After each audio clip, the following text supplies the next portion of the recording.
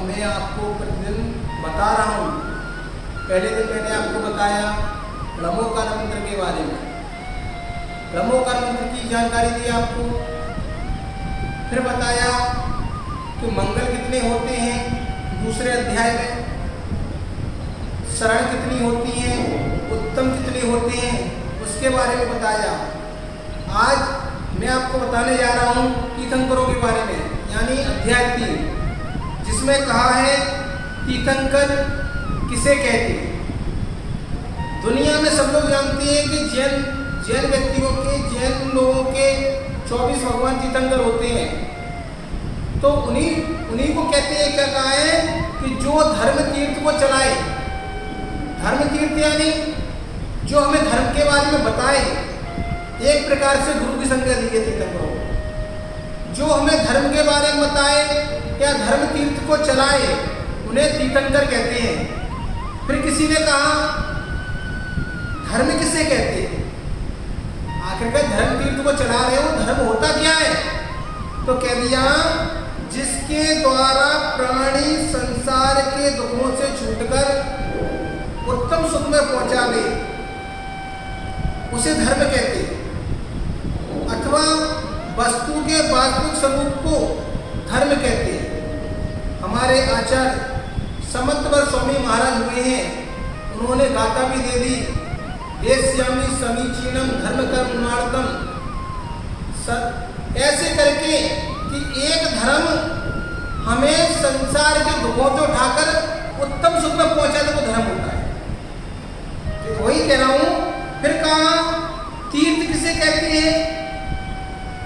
जिससे संसार समुद्र तरा जाए उसको तीर्थ कहते हैं।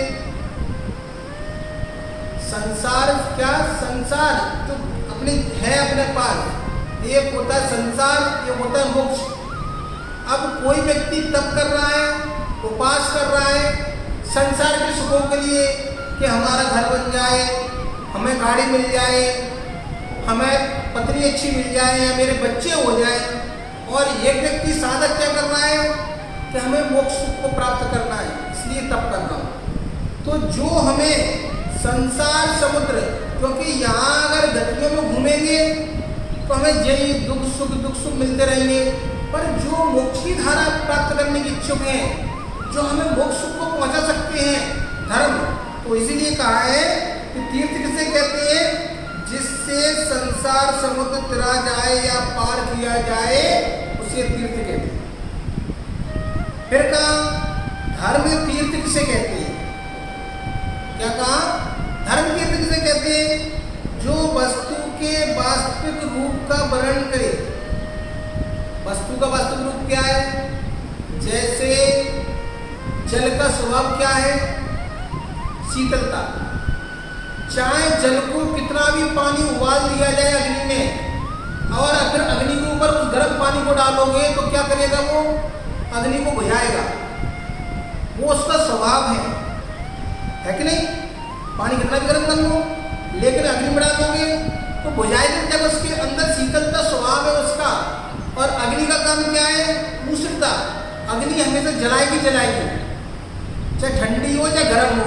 तो ऐसे ही वस्तु के वास्तविक रूप का वर्णन करे तथा संसार समुद्र से पार करा सके, वही सच्चा धर्म होता है। फिर कहा तीर्थंकर कितने होते हैं? तो मैं पहले ही बता चुका हूं कि तीर्थंकर 24 होते हैं। अब कहा तीर्थंकर क्या सदा ही 24 होते हैं?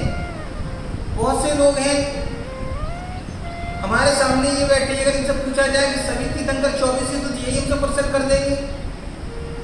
तो हाँ, दो जगह 24 तीर्थंकर होते हैं, एक भरत क्षेत्र में, एक ऐरावत क्षेत्र में। तो भरत क्षेत्र कितने होते हैं? 5 भरत होते हैं, 5 ऐरावत होते हैं। तो ये 5 भरत और 5 विदेह में हमेशा 24 तीर्थंकर ही होते हैं। इनसे फिर कहा कि क्या तीर्थंकर 24 से कम या अधिक भी होते हैं? क्या कहा क्वेश्चन? क्या अधिक 24 से कम भी होते हैं? तो कहा नहीं, तीर्थंकर भूतकाल में भी 24 ही हुए हैं, वर्तमान काल में भी 24 ही हुए हैं, और भविष्य काल में भी 24 ही होंगे।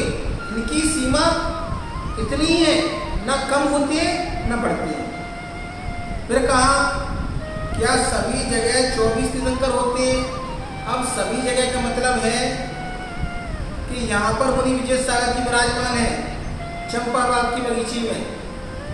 अब जरूरी तो नहीं है नए सड़क पे भी विजय सागर हो, तो ऐसे ही नहीं, मात्र 5 भरत 5 ऐरावत क्षेत्रों में 24 तीर्थंकर होते हैं और कहीं नहीं होते।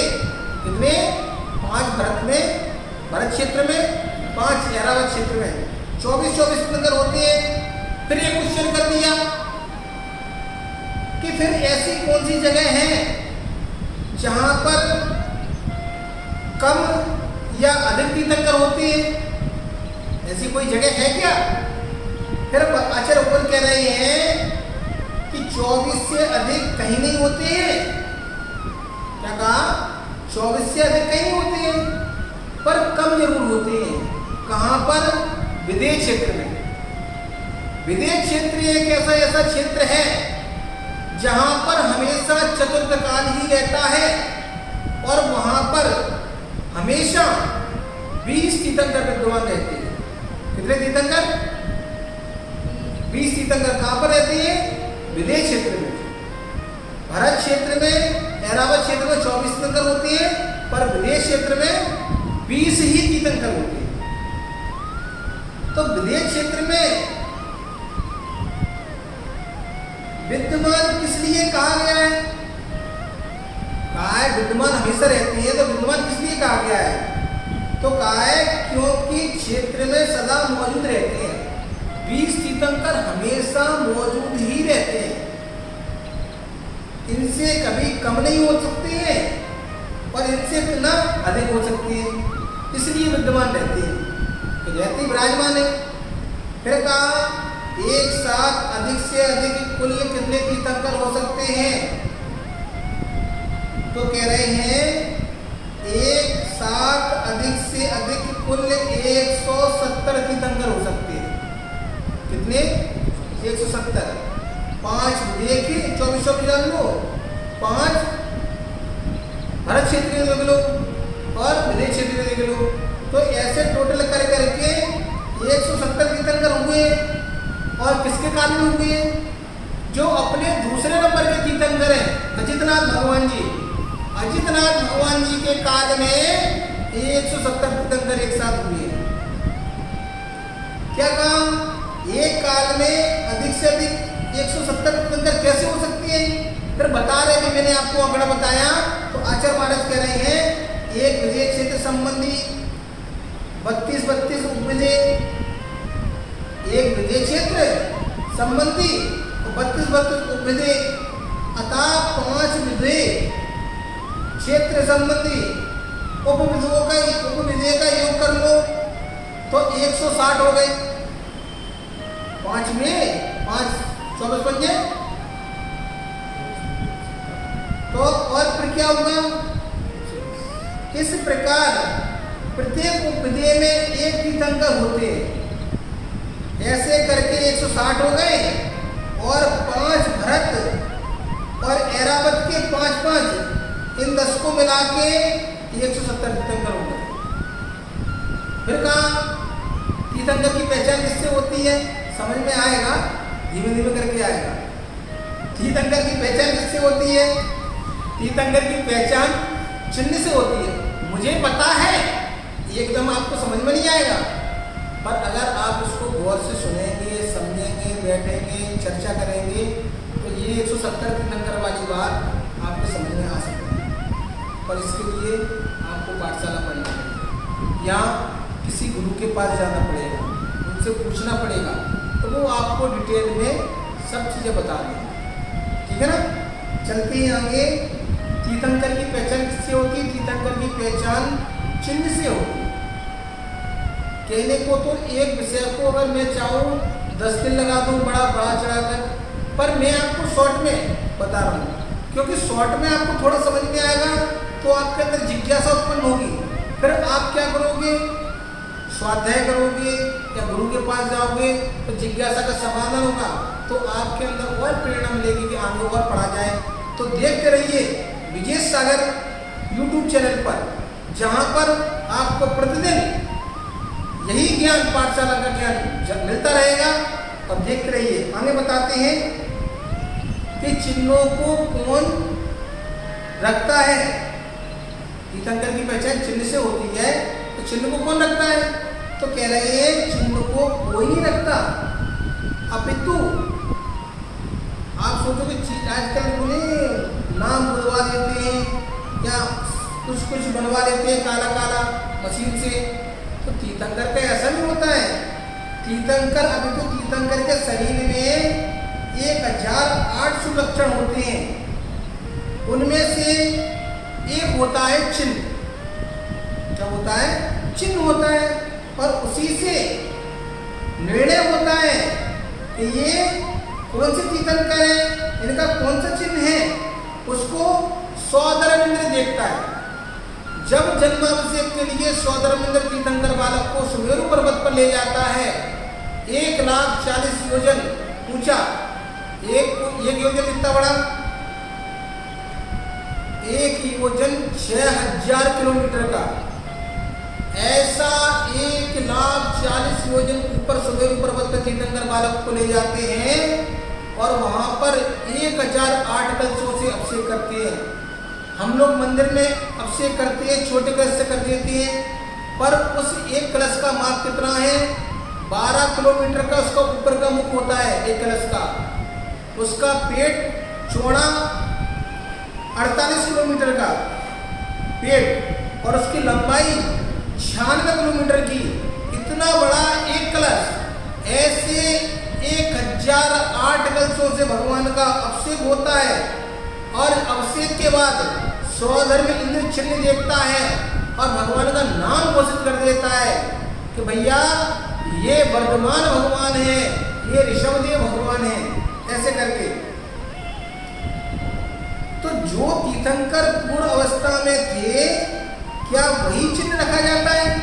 बहुत से लोगों की जिज्ञासा है, जैसे ऋषभदेव का बैल, अजितनाथ का हाथी, संभवनाथ का, ऐसे कर करके जितने अभी चिन्ह हैं, क्या आगे तीर्थंकर जो होंगे उनके भी ये चिन्ह होंगे? तो कह रहे हैं नहीं, क्योंकि 1,000 लक्षणों में 100 लक्षण है। तथा दूसरी बात यह है कि यदि जो तीर्थंकर पूर्व अवस्था में थे वही चिन्ह है ऐसा कहोगे, तो सुपासनाथ, धर्मनाथ, मल्लिनाथ आदि तीर्थंकर अचेतन सिद्ध होते होंगे, अचेतन सिद्ध हो जाएंगे। और ऐसा मानने पर सर्वलोक का प्रसंग आएगा, वस्तुवस्था नहीं रह सकती है। इसलिए जो आगे तीर्थंकर होंगे उनके चिन्ह भी अलग अलग होंगे। अब कहते हैं 24 तीर्थंकरों के नाम और चिन्ह बताइए। क्या बताइए? नाम और चिन्ह। तो क्या है?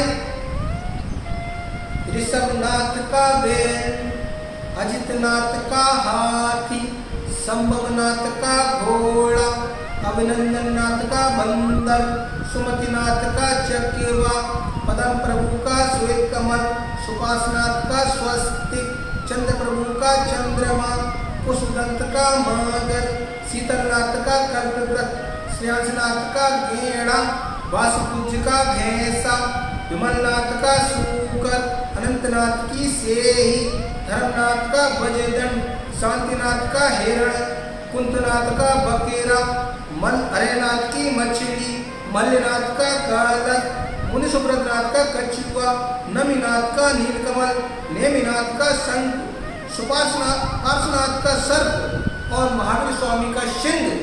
ऐसे 24 तीर्थंकर भगवान के चिन्ह और उनके नाम आपने देखे हैं। आप स्वयं पढ़ें और अपने बच्चों को पढ़ाएं, जिससे क्या होगा? धर्म का विकास होगा, उनके अंदर ज्ञान होगा। आज क्या हो रहा है? आज हमारे घर में मम्मी पापा पढ़े लिखे नहीं होते हैं, ज्ञान तो बच्चों को भी नहीं सिखा पाते। पहले के समय में दादी माँ होती थी, अपने पोतों को कहानियाँ सुनाती थी, धर्म की ज्ञान देती थी। आज पूछते तो आज माँ बाप को ही ज्ञान नहीं है, तो आप भी पढ़ेंगे पाठशाला और अपने बच्चों को भी पढ़ाएं, इस बात का ध्यान रखेंगे। मुनि विजय सागर जी महाराज आपको प्रतिदिन पाठशाला पढ़ाने का प्रयास कर रहे हैं। ज्ञान अर्जन करो, क्योंकि कहा है सरस्वती भंडार की अजब निराली बात, ज्यों खर्चे क्यों बढ़े, ना खर्चे घट जा। तो महानुभाव, मैं तो अपना अध्ययन कर रहा हूँ और आपको बता रहा हूँ, आपके वजह से आप बड़े उपकारी हो कि हमें अध्ययन का किया मैंने और आपको बताया, इससे हमारा भी अध्ययन हो गया, आपको भी बता दिया। तो आप भी क्या करेंगे, इसको आगे शेयर करेंगे, अपने बच्चों को पढ़ाएंगे।